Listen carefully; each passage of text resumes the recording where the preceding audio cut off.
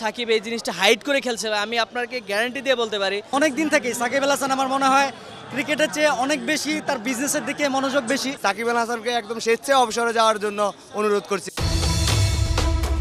Fit না হলে খেলাটা দলের সঙ্গে প্রতারণা করার মতো। গেল বছর ওয়ানডে বিশ্বকাপে যাবার আগে একটি গণমাধ্যমে তামিমকে নিয়ে এই বিস্ফোরক মন্তব্য করেন সাকিব। তামিম খেলতে যায় উনি, কিন্তু বাম চোখের সমস্যা নিয়ে কিভাবে টি-20 বিশ্বকাপে খেলতে গেলেন সাকিব? নরকিয়ার যে বাউন্সারটা সাকিব মেরে আউট হলেন স্লো রিপ্লেতে, সেটা পরিষ্কার একেবারেই না দেখে মেরেছেন তিনি। কমেন্টেটররা সেটার সমালোচনাও করলেন, এমনকি দক্ষিণ আফ্রিকার বিপক্ষে বোলিংও করলেন মোটে 1 ওভার। সাকিব কি দেশের সঙ্গে প্রতারণা করছেন না, এমন প্রশ্ন তুলেছেন দর্শকরা। আমি শিওর ভাই সাকিব আল হাসানের চোখের রেটিনার প্রবলেম এখনো কনসিস্টেন্ট আছে, কিন্তু সাকিব এই জিনিসটা হাইড করে খেলছে, আমি আপনাকে গ্যারান্টি দিয়ে বলতে পারি।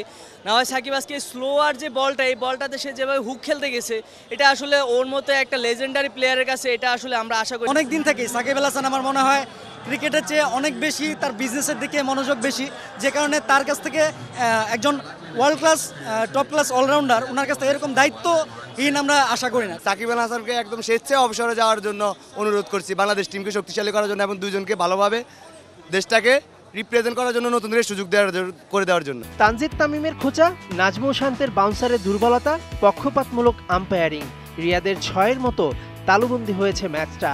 আর ভালো খেলেও অমন একটা ম্যাচ হেরে যাওয়ায় দর্শকদের আক্ষেপ হয়েছে বেশি। আমরা তো বাংলাদেশ টিম বারবার হতাশ হই, বারবার তার কাছ থেকে হতাশ হই। আসলে মা যেমন ছেলেকে বারবার মারে আবার বুকে টেনে নেয়, আমরা বাংলাদেশ টিমটা এরকম বারবার তাদের থেকে হতাশ হই, আবার আশাবাদী কখন জানি জিতে যায়। লাখ ফেভার করে নেয়, না হলে 6-এর বলও ছিল, হয়ে গেছিল। অবশ্যই ভালো খেলছি, খেলা ভালো হয়েছে। সাউথ আফ্রিকার দিন আগামী ম্যাচ জয়লাভের মাধ্যমে আগামী যে রাউন্ড আছে সেই রাউন্ডে জয়লাভ করতে পারবো, উত্তীর্ণ হতে পারবো। বোলারদের এনে দেওয়া সুযোগ ব্যাটাররা কাজে লাগাতে পারেনি। তবে এই মাঠে পাকিস্তানের চেয়ে ভালো খেলেছে টাইগাররা। পরের ম্যাচ নেদারল্যান্ডসের বিপক্ষে 13 জুন, হাতে সময় 2 দিন।